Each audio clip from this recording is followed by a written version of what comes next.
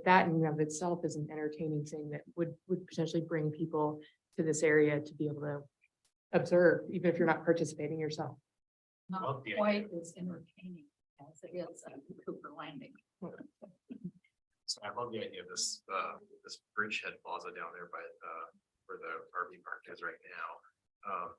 The only concern, I'm not sure how you would address this, if putting the boardwalk down there, I really like having additional walking space along the river, but how do we address, demand for fishing down there? Like, if we make that fishing, capable, is this gonna be something where you can't even get in there to walk, enjoy the park, because it's just packed, there's so much fishing down there. There's nothing you can do down there other than fish. So that is a huge challenge, right? And we've heard this before. Whenever you improve access to the river, during the peak time of year is where people are going to come in droves. So I don't know exactly how we would manage that other than enforcement and, Maybe it's certain days a week or no fishing there. I don't know if we have that authority for walkways. locals only, or you have to show a I mean, but people right now still have. that utility challenge. bill. The boardwalk along Football Creek Park because there's people fishing and, people are still walking. I mean, I do a lot. But they have the stairs that go down and they fish off of those stairs because it's not easy to fish off the boardwalk. It's too far, but you'd have to be a heck of a fly fisherman.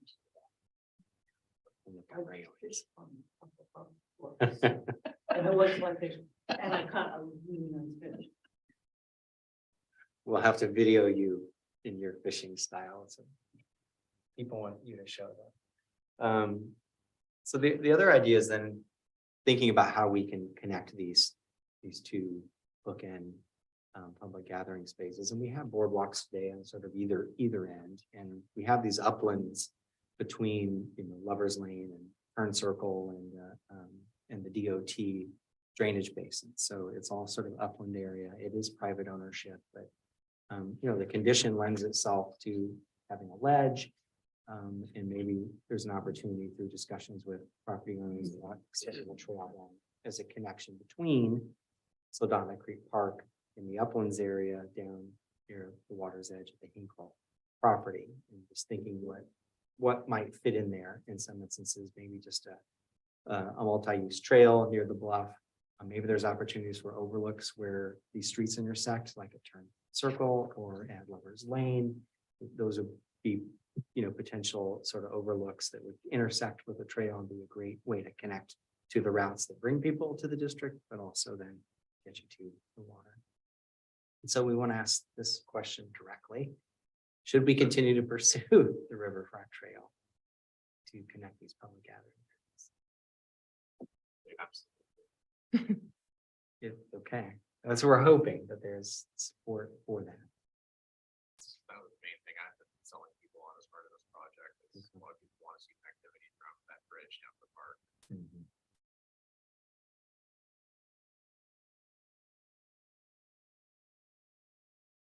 So coming back to some of the questions we engaged the community on last time, which was kind of identifying of destinations you've been to before, what sort of aspects of those, whether it's a downtown or whether it's a vacation spot you went to, what was kind of most desirable for you. And definitely Riverfront dining hit high marks. The ability to walk along the river's edge in a place was really important for folks. And then this idea of sort of the traditional Main Street, is there just a few blocks where you can park and walk from business to business or walk to the river's edge, that those types of elements seemed like something that people would like to see as a part of redevelopment. And sort of then ranking those experiences that Main Street idea really hit high, with the top ranking, as well as spaces that engage the river. So those are two strong ideas that we can look at through redevelopment to capture some of those things. Can we capture a Main Street, a walkable Main Street? Can we provide opportunities to engage the river in our redevelopment areas? And so we're going to explore those two concepts. Another question is, what is the market for redevelopment? Where is Saldana positioned? And there's sort of three categories where there is demand. So there is housing demand. But multifamily is untested, townhomes are even untested, so while there's a demand, there's no certainty what that market is. Could you absorb, for instance, a commercial building with housing units above? We don't know. There's not a tested market for that. The other is thinking of hospitality, and because of Sterling Highway, you do have demand for additional, highway-oriented hotel, motel types of uses that you could capture more of that market. But if you want to move beyond sort of the highway stop and stay model to something where people might stay 3-4 days to be in Soldotna, a different type of hotel, the amenities like Soldotna Creek Park, being able to walk between destinations, between hubs, all contribute to that sort of higher end, longer stay type of hospitality becoming attractive and wanting to build here. So for instance, adding a bookend plaza and open space at one end would be a great setting, for instance, a hotel who's got great views of the river, good access, the public amenity there. So those kind of work together. So improvements that we do that help the community could actually create some of the amenities that attract other types of development. And then because of your position regionally in the Kenai Peninsula, your regional retail is strong, and there's room to expand smaller business types that seem to be desired in the community around dining, beverage. So this is all high level stuff, but it gives us a sense of 3 targets to consider in redevelopment area. Do you have a question? I do. John, on planning and zoning, what is their thought process on a hotel? I never, I know they're wanting to control what's going to go in there, and I don't remember hearing about that. Right, so in the that last go around of looking at different zoning code for downtown, they did look at lodging, and they did feel that would be an appropriate use for the downtown. I believe what they suggested that it be a conditional use, so that it has some oversight to ensure that it's compatible with the area and compatible with the neighboring uses. But that was their proposal, and that was what was presented at the council too.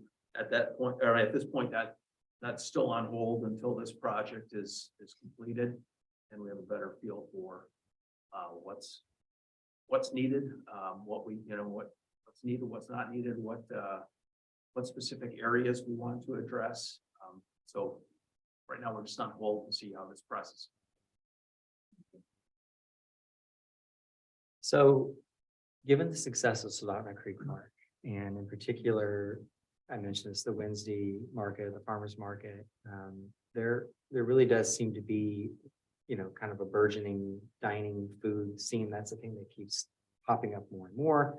We've heard anecdotally from folks who run events in Soldotna Creek Park that they get more and more vendors each year. It's harder and harder to find space for them all.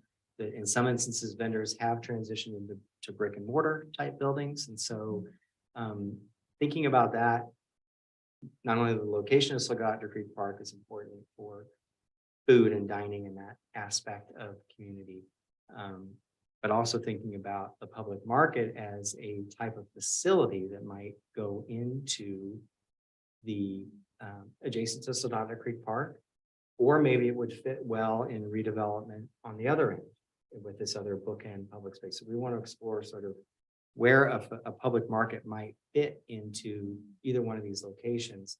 Public markets are function sort of this way. This is an image of Wenatchee, Washington. It's located right at the riverfront within their redevelopment area, and it creates just a central hall. And so you have restaurants and vendors along each side. So they basically have stalls, but they're permanently in there. So in that model, this alley of the hall, and they lease out the spaces. It's a nonprofit. It's a foundation. So it is run by a separate group. They received money from the city to get the site. The city has put certainly dollars in building parking and road access to it. And there's a riverfront park that is adjacent to it, which is all, upgraded and built by the city. There's also a small dock down there as well, but this is run by a foundation. But it also includes community rooms and event space. So it has some upper floor areas. So it's opened up for moms groups and it's opened up for private events like weddings and any number of activities. There's both indoor and outdoor space. So they have a place adjacent to the building outdoor where vendors can come in and they have some canopies and outdoor seating areas. So they've extended the amount of time, not only inside, but outside and around the building. They have some water play elements. And they can transition, in winter time. So you've got usable space around the building as much as it offers year-round opportunity because it's indoor.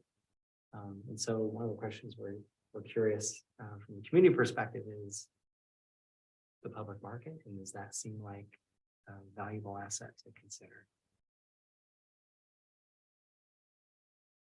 I'd be interested in hearing. Me too. from Council members, what your thoughts on a public market are. And the mayor, of course. Would that be a year-round type facility, Yeah, be permanent. which means the construction cost of the building would get a little high because you need the heat in the wintertime and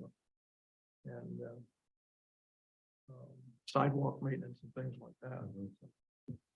I really like the idea. I think one of the things we struggle with is, we have this fantastic community hub, but it's inaccessible unless you really put the bundle up so many months out of the year. And this would give us an alternative to kind of keep the hub alive throughout the winter. My immediate inclination is I like the idea of creating a bookend destination down by the bridge. But on the other hand, there's benefit of keeping it close to the park, so you have the ability to, things like Riverfront. There's a large building, going and making more money. There's bathroom facilities that aren't freezing porta potty.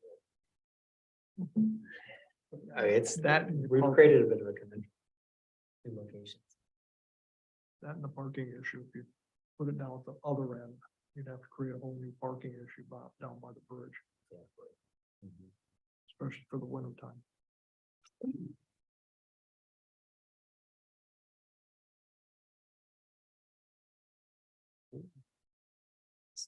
Jason, we might share with folks the videos, because I thought those were the videos about the project that you shared with us, the Public market. market. Yeah, and we can do that by emailing it out, but I thought that those were pretty cool. Okay, we should do that. There's a testimonial for the public market in Wenatchee, and they just talk about how it's really become the community facility and all these different groups who've been able to have access and use it. It's pretty compelling. So Would that public market area work and the Davis Block property?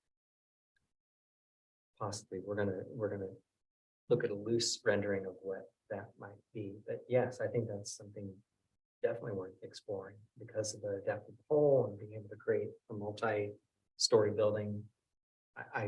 We're gonna talk a little bit more about an idea of a States Avenue connection. So we have the driveway through Sildana Creek Park today. It would be great if that driveway connected past the Kenai Fish Center up to Homestead. It would be great if that roadway also connected across the Davis block to the Aspen and to Binkley. So we're going to explore that here in just a minute. As we look at these hubs, we talked about sort of 4 hubs along the corridor, the Y down where Lucy's and Kenai River Brewing and the formal Kendall car dealership. We talked about Birchley and Bink is another hub where the Aspen is, Odie's, and the connection, the great connections that those hubs have because of Birch and Binkley off of Sterling. We talked about Cobuck and Riverside as well. And so we're going to explore what we're calling the Park District, where the Birchley and Bink hub and the Y hub intersect. And Sildana Creek Park is really the centroid of those 2 hubs. And that roadway connection that you see there in the gray line, which just serves the parking lots today, is a logical connection to move east toward Kenai River Brewing and link up to, I think that's 47th. We've all debated what the name of that street is. Pioneer Street, 47th Street, and I think there's a third. And making that connection, we could also potentially add some additional parking within a realignment of that roadway as we anticipate extending that road toward the Aspen. So this is generally what States Avenue looks like today. And the idea is to formalize that with a couple of lanes and some parking in the image you just saw, which I'm gonna replace because that's the most constricted area where we wouldn't be able to do the parking and, you know, this setback and sidewalk because of the playground. Still have the trail on one side and the two-lane roadway to connect through. So that would be a great connection linking Kenai River Brewing to the park.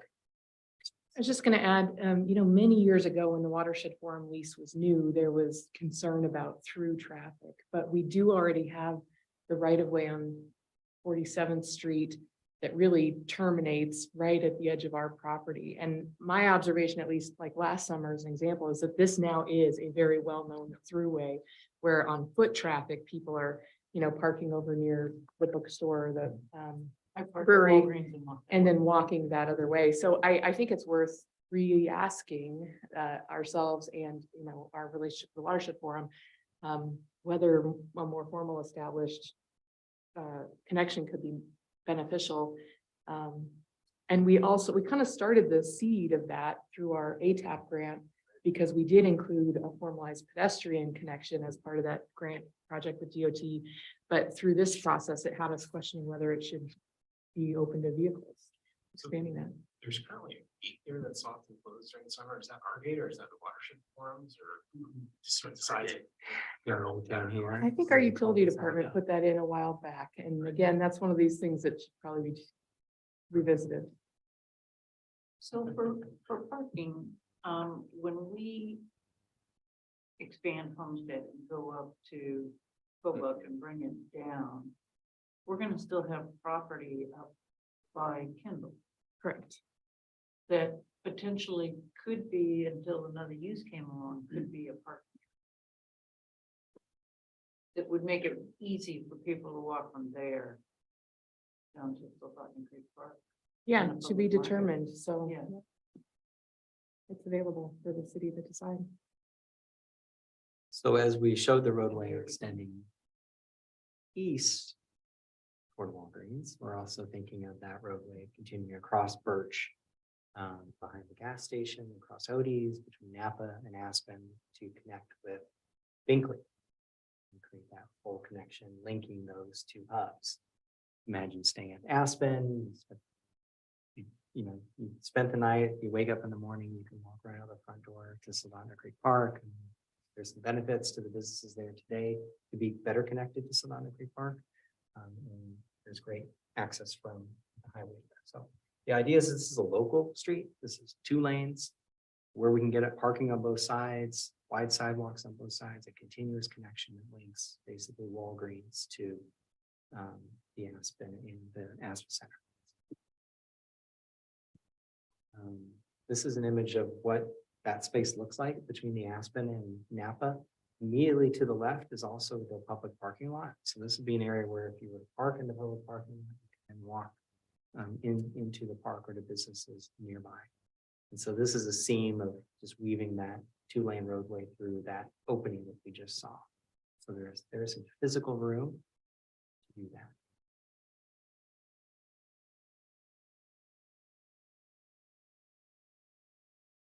And an obvious question, does this make sense? Is there support for this type of connection?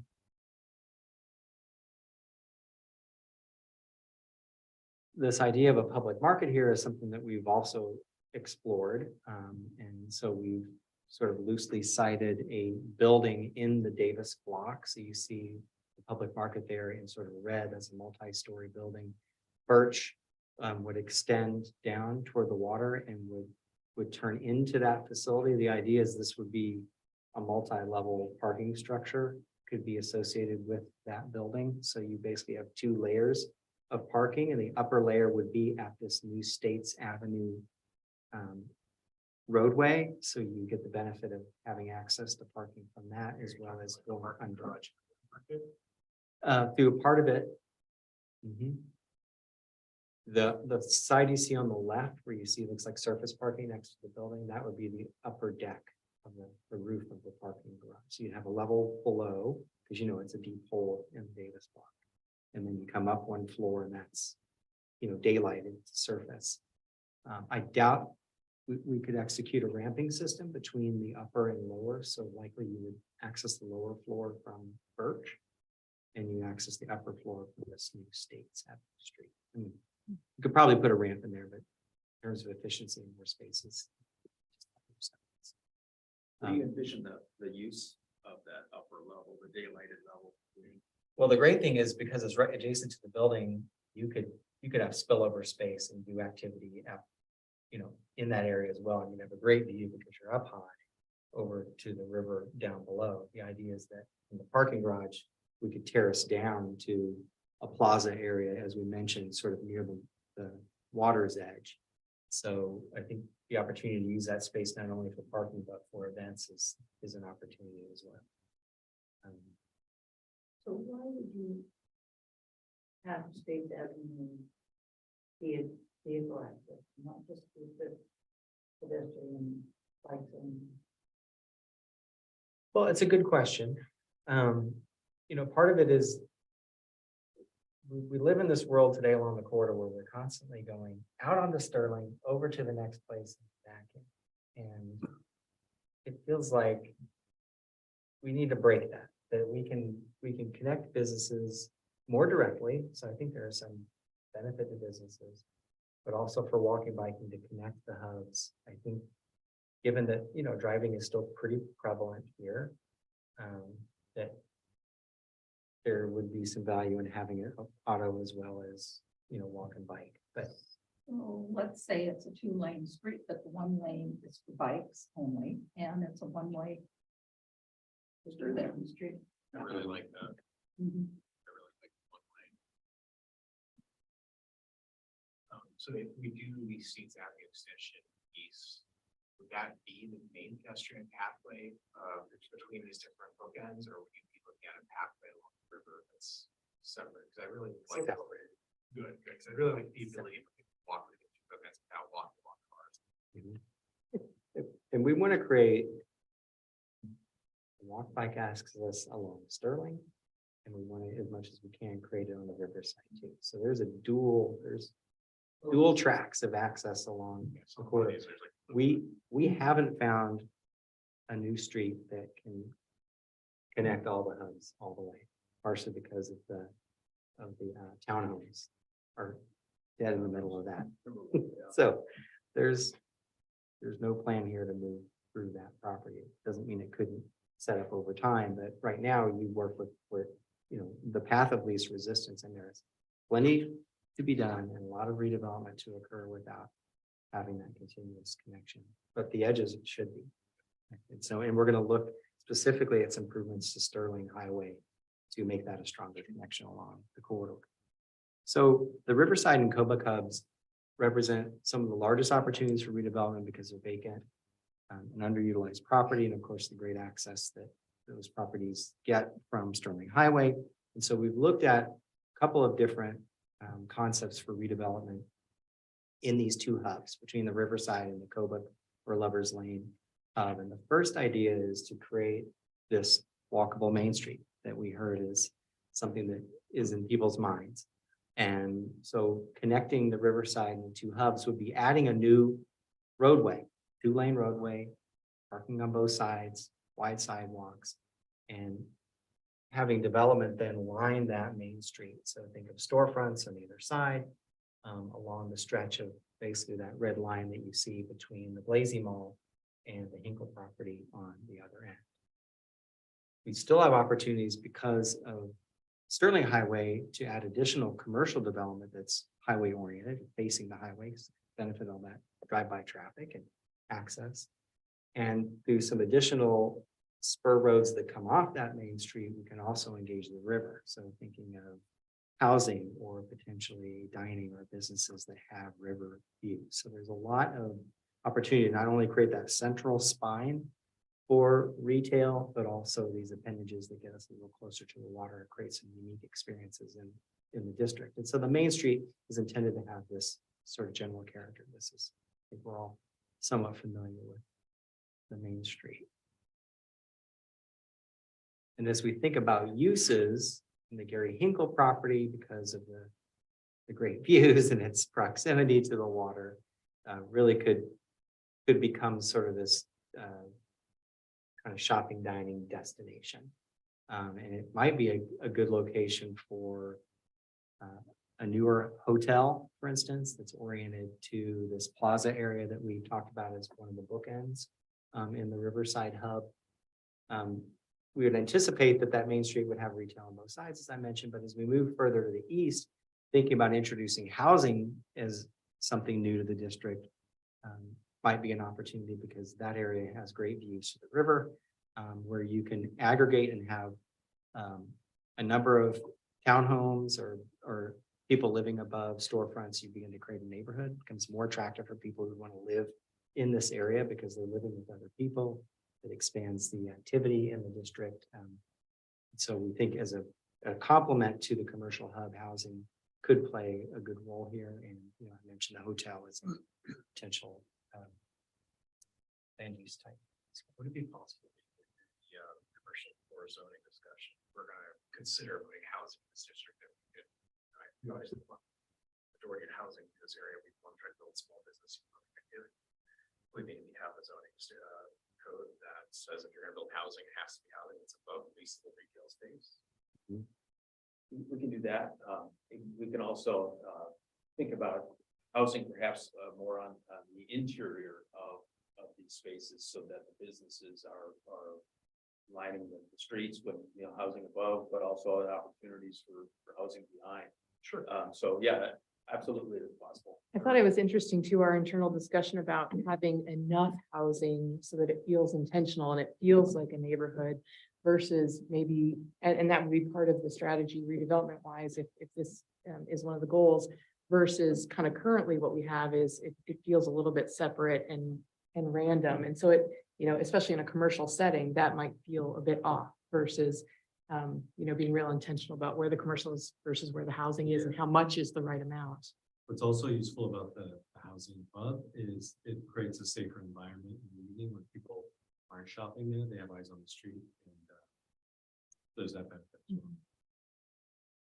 John, do we have any kind of map on the Hinkle property that shows what was actually there before they unloaded all of the fill from the main highway into there?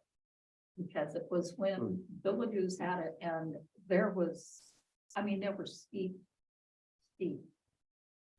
runoffs into that river and they filled it all in with the fill that was out in the Sterling Highway before they expanded it. So that would have been what, 73 when they were doing that road?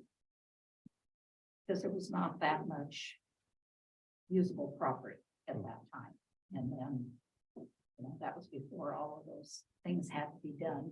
And they just brought all of that fill in there. Yeah, I don't know. I haven't seen anything of the Hinkle's property like 373. There might be some imagery that now I can't think of his name. Who's our first quarter, Al, has taken that shows that through different time periods. But yeah, I don't have a whole lot of information on the history of that site. And How about an old topo map, 1970 or something? Probably McLean's would have something.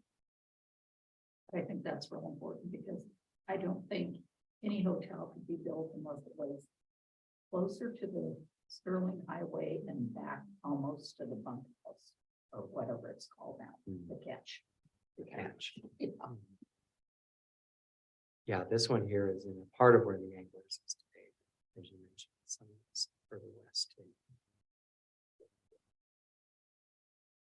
As we think about how we connect these hubs, we've talked about some additional trails and these intersecting streets or new streets that sort of carve up the development area can also be good connections between Sterling and the river. So we want to think about those connections all the way around these hubs, as well as some of the crossing enhancements at Sterling. So then we switch over to the other concept, which is more river focused. And this is about, instead of that main street running through basically the center of the redevelopment area between the highway and the river, that we focus more of a roadway down closer to the river's edge or, the top of the bluff and organizing development around that.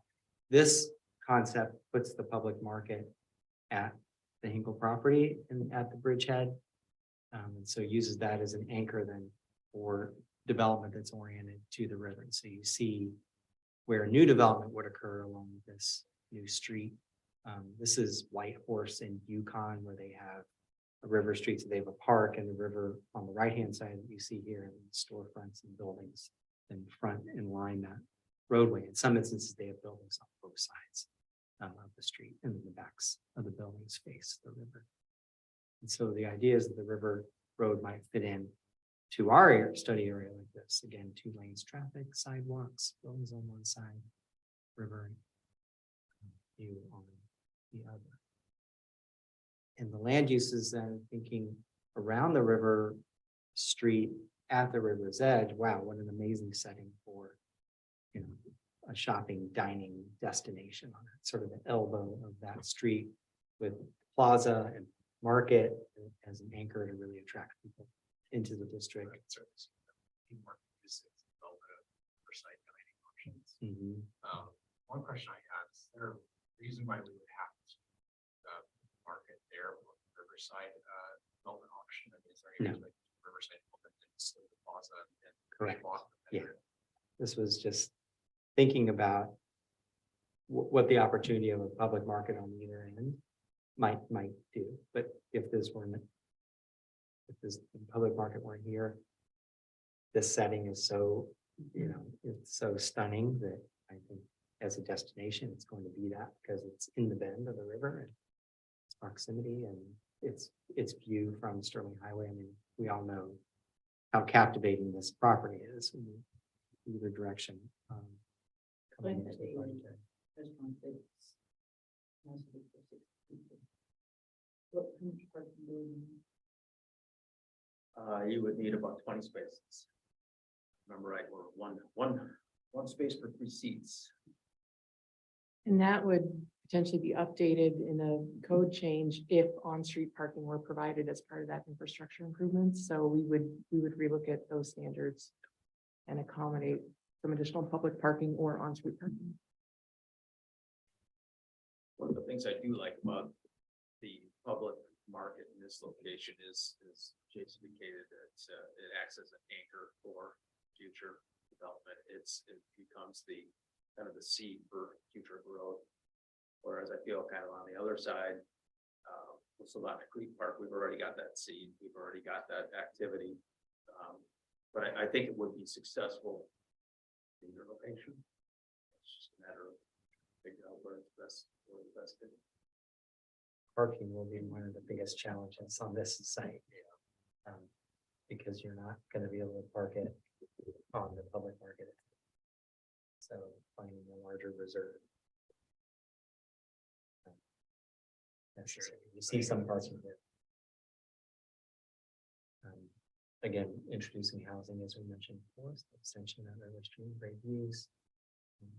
Still have the commercial highway oriented development opportunities as well. So it's just there's so much opportunity then for redevelopment because of the river and the highway.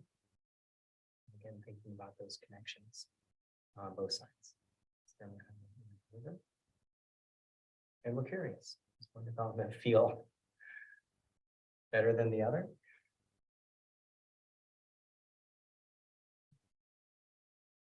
And then finally, about being connected, we asked folks about how often you walk into the downtown today or to the riverfront, and there's people who do that. There's others who would feel more comfortable doing that if, we have the facilities built and it was safer and more comfortable to walk and bike, that folks would like to do it. And so you see there's a strong desire to have that opportunity. We asked some specific questions about Sterling Highway. Are there things that, are there challenges with that roadway, whether it's vehicle speed or crossing? And so you see then some of the categories that we listed and where people sat in terms of how disruptive, for instance, Sterling might be, or what it might be lacking in terms of the ability to walk a bike along that corridor. Walkability ranked, in the top 2 aspirations for the downtown. People want the ability to do that. And so we want to look at first the key pathways that extend into the project area, and I mentioned those, Birch Bickley and Cobuck, Lovers Lane. I think we also want to look at Riverside, because as a potential trail connection, and then we want to look at extending this Unity Trail potentially along the Sterling corridor. So let's start with the Unity Trail. And that trail might align along the south side of the roadway. And so you see the dash line is running on the south side of Sterling. And maybe it turns into the States Avenue further west. So it moves away from the highway where we have less right of way. There's a lot of DOT right of way in the first three hubs, but as we get closer to the Kendall dealership and some of those properties, it gets. So maybe we figure that trail off. Here's what we're thinking. Add a trail and a landscape buffer along that green line there. So that's basically where the curb is today. You have a buffer, a trail along that segment. You look for opportunities. There's so many curb cuts that go into businesses, redundant curb cuts. And if we can consolidate some of those and share entries, we can maybe, have some positive, we can influence operations on the DOT facility, which means the DOT might be more amenable to putting a trail here if they felt that they're getting some improved operation as the benefit. So maybe consolidating curb cuts could be a part of it. We're also thinking of maybe just formalizing this row of parking that exists along the roadway today and connect business to business with the frontage road. So you don't have to go in and out again from business to business. We just build in this new infrastructure of a trail, a parking lane and frontage lane, and look for opportunities to enhance the crossing. Jason, can we go back Mhm. just for briefly? So that dotted line is the right of way. So it's essentially at the front door of the old Sal's building. It's at the, it's much closer to the hotel than someone might imagine. And then these businesses apply for encroachment permits from the state. They ask for permission to build and formalize parking in the state right of way. Blessing at DOT and their cooperating with this. This is stop us from expanding this out. Is that? Well, I would think we'd want to work cooperatively as, but it's not private property was kind of my point. And so it's developed looking like individual private parking lots, even though it is still within the public right of way because of the nature of how that was originally dedicated. Some of them are private. Because it's like a jigsaw going through. Savannah. Yes, Yes. it ebbs and flows. It Yes, just as it you really mentioned. does. And I know on all of Mom's property, Correct. Yeah. she had a much smaller setback. So Yes. she had that parking Mhm. that was there, so that's why the road was low. And you go through town. I'd work with property owners first before you approach DOT. So Mhm. when you approach DOT, you already got the property owners. It makes it harder for DOT to say no. And I share this with the Ishis and I'm gonna be sending them the drawings to show them, where this road would fit and how that, how their parking works. And generally, I think it works with no net loss. We'd have to lay it out for sure. But given the area that they have, one of the larger setbacks between their mall and the Dairy Queen in this area that I'm pretty sure that they would maintain all their access and have it just a cleaned up frontage. So this just illustrates how that might work. So you see the Unity Trail and consolidated curb cuts there. You see a thin green line along the roadway, which means now when you're walking, biking, you're not right on that curb line with cars racing next to you. You've got a bit of a buffer and you've got this wider trail, 12 feet up the middle, and then an additional buffer next to parking.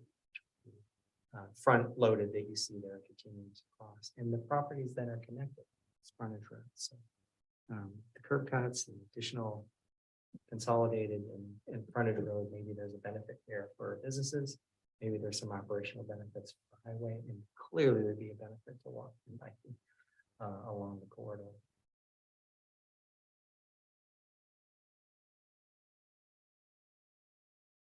So we'll ask a question about Those three people have a lot of concerns. I mean, they never seem to be.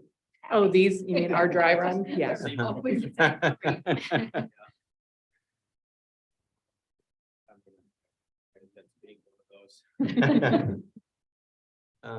And I know this is the part we're probably gonna start cutting back on the show.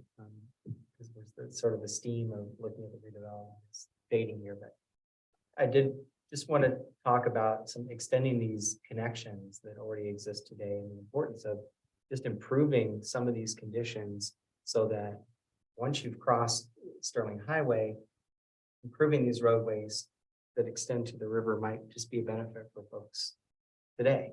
These are some improvements that just improving the existing street, adding sidewalks on both sides and parking. Maybe a community benefit. So backing up a little bit, Yeah. one slide back, maybe one more back there, the crosswalk, between Lover's Lane and the Sterling Highway. When you say enhanced crossing there, what mechanisms are you looking at employing to make it easier and safer to cross that highway? Here, we're showing just more robust striping, and this is using a continental stripe instead of the standard sort of two white lines, right? Okay. So you make it more visible. Things like signal timing or crossing timing. So if there's a pedestrian push button here that you give 15, 20, 30 seconds to cross the roadway, that would be an enhancement. This would be a location people might gravitate to because they know they can get across quicker. We all get anxiety when we don't know and change and all that. So I think there's things you can do just to make that crossing. It's also discussed before, but I don't know where we landed on that. We have the ability to work with DOT to lower the speed limit, the Sterling Highway corridor, 35 to 25. The state of Oregon does that. The state of Washington does it. The state of Oregon has this booklet that says, what does it say? They have to do. Basically, the highway runs through a main street because all these highways went through these traditional downtowns. And so the DOTs, they've got point A to point B that they want to maintain 48 miles an hour from one end to 400 miles. But they realize in some of these places, they're going to have to reduce speeds or add additional signalization. But I don't know where this DOT is. They do it in Cooper Landing and they do. 35. But the thing is, it would be lovely if they would go through. My husband got a ticket, he goes 35 now. But I mean. DOT is gonna do a study, and the study will take them 2 or 3 years. But the A thing lot- is. Some of what's needed there, not only maybe the lower speed limit, but it's more enforcement. You watch them come through there and you see it all the time, 45, 50 miles an hour. That light at Fred Meyer Yep. coming through through the intersection for Spur and Sterling Highway is terrible. Terrible. And they never go to speed limit. Yeah, they're going So I was fast thinking if down they the would- hill and then they're going fast I to get thought up if the they hill. changed it to 25, maybe then they go 35. One police used to hang out quite a bit here at that intersection. Particularly getting people coming into town or going out. Exactly. Don't, you know, Do you think that the enhanced crossing could include a hawk signal or rapid flashing beacon? Did you mention Well, that? this intersection, there's a signal. So I don't think you would, because you could add a pedestrian or a longer pedestrian crossing signal to the existing light. But we're gonna look at Riverside as a potential trail connection. If redevelopment were to happen and people wanted to cross the Riverside to get to, the Riverside hub, I think this idea of a hawk signal, something where traffic gets stopped so people can cross is going to be important. It's terrible even trying to pull on. You better be going right because you're not gonna get across that. Pulling left out of Riverside to go east. Yeah. I always go down to the lake. That's bad. I'm like taking it up, down the line. Same, yeah. Go Oh, right. Boundary is terrible, terrible. So we've heard anecdotally that Riverside is Catherine, we had some conversation, I think during the Complete Streets meetings about the Unity Trail and folks who bike on Kobuk. Riverside can come through for them, so they'll hop on Riverside to get, across the bridge to get to Centennial Park or to get on the Unity Trail in front of the sports I complex. think the official pathway where has you cut on tonight and then follow along. Kobuk or cut back to the Rock River. So I think they just bypass the entire downtown corridor. There's a gap, yeah. There's not an official route yet, right? It goes tonight and then I don't think it's been resolved. Kobuk has sidewalks, it's got bike lanes today, so I mean, that's a pretty decent route. And it connects from Sterling all the way north up past Marydale. So it's a good connection. But Riverside as a cut through is going to be desirable because it gets you right to the bridge and you can cross over.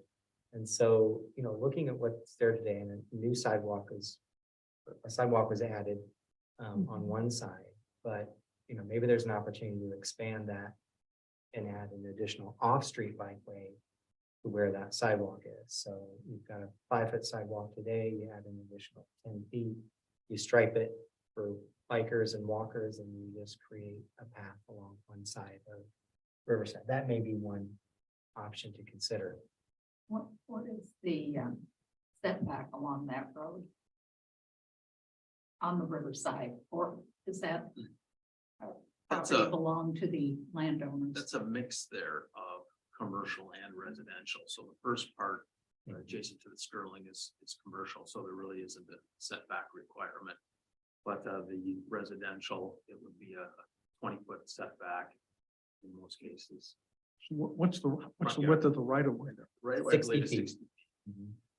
And when we built that sidewalk on the east side, it avoids all the driveways that are on the west, and it's largely just that DOT sedimentation pond until you get to Mr. Asimakopoulos' mall. So I think that was, so there's probably more space available on the east side to expand if that was the desire to keep it. in I mean, that- it's basically equal because the roadway runs right up through the middle, and so got space on either side. And Our To your road- point, the curb cuts, driveway. Except they're not in the middle. Well, okay. I've looked at the as-built and I think I'm correct on that. But the lodge is there, so that's basically just an open park. I mean, all vehicles are coming in the whole length of that. So it doesn't make sense to put cyclists. One of in those there. homes, last 3 weeks sold for 800,000. Oh.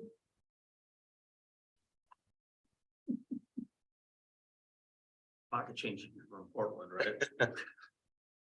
Don't know who bought it, but I know. who sold it. Seattle. Seattle, okay. California, that's even less. So we want to ask her, is it important to enhance some of these existing routes? So that'll be one of the questions, Riverside's part of that. And then, this sums up the big ideas that we're looking at here to create a place. next to the river.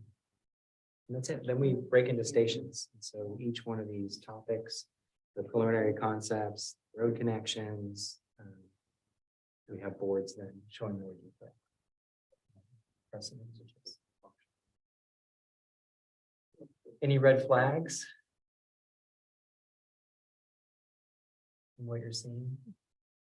At the end of your presentation? Yeah. Any comments, any suggestions, any new ideas, new thoughts?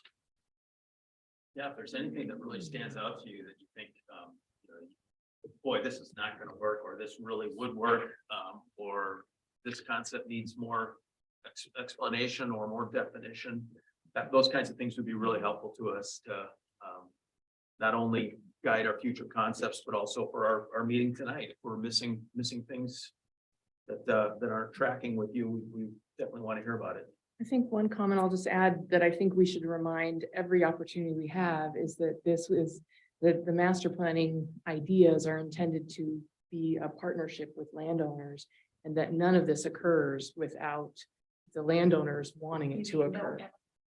Right, so I think, we'll see those comments continue to pop up that the city is taking something or that we're pushing something.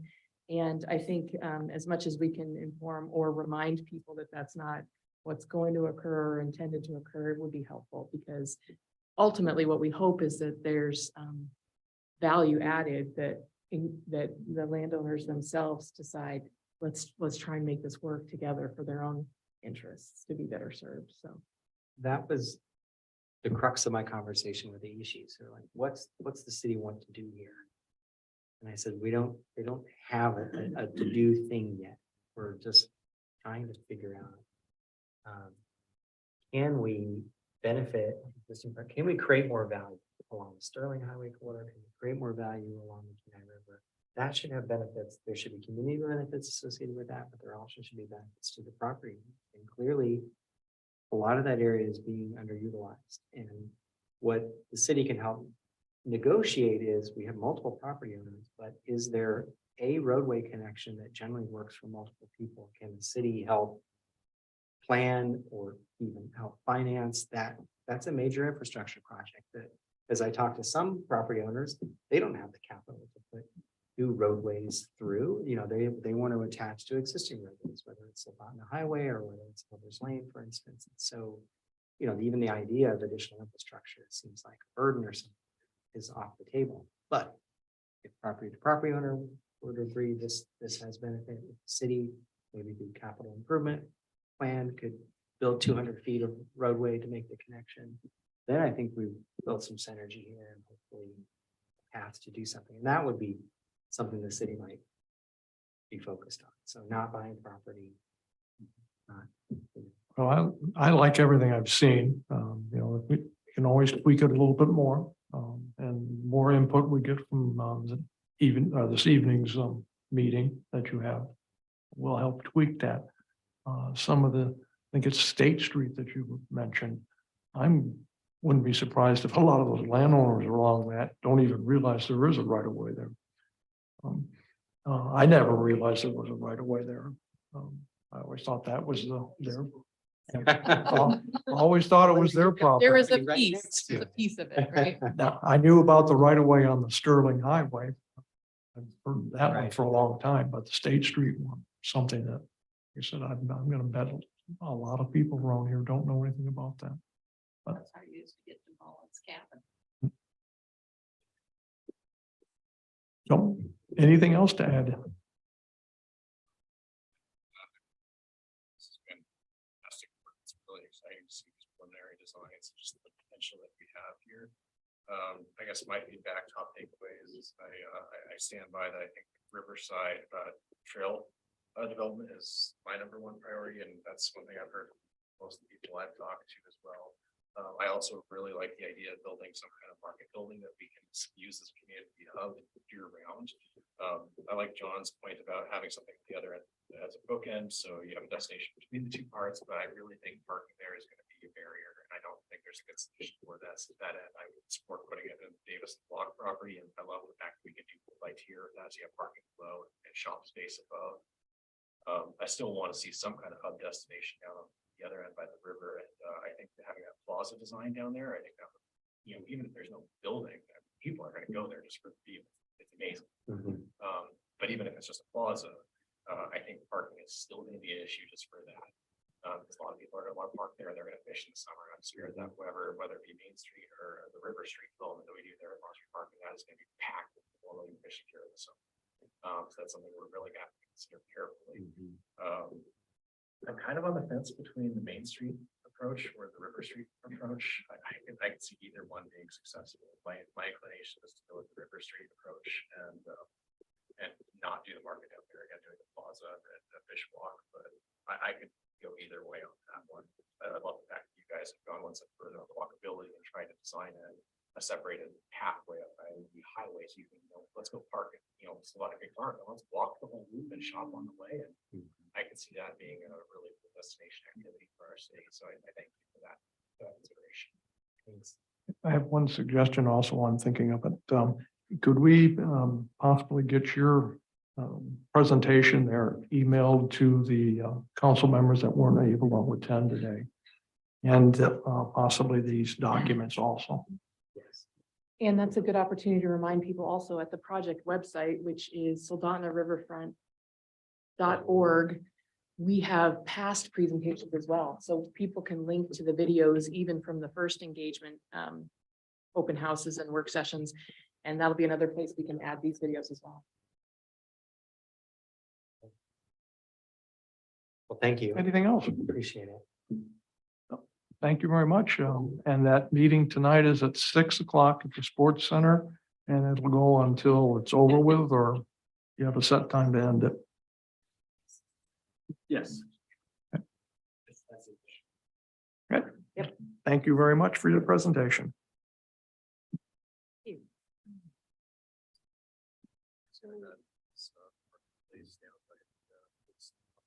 We're in a 2-story building there at the parking below and showing space above. I think how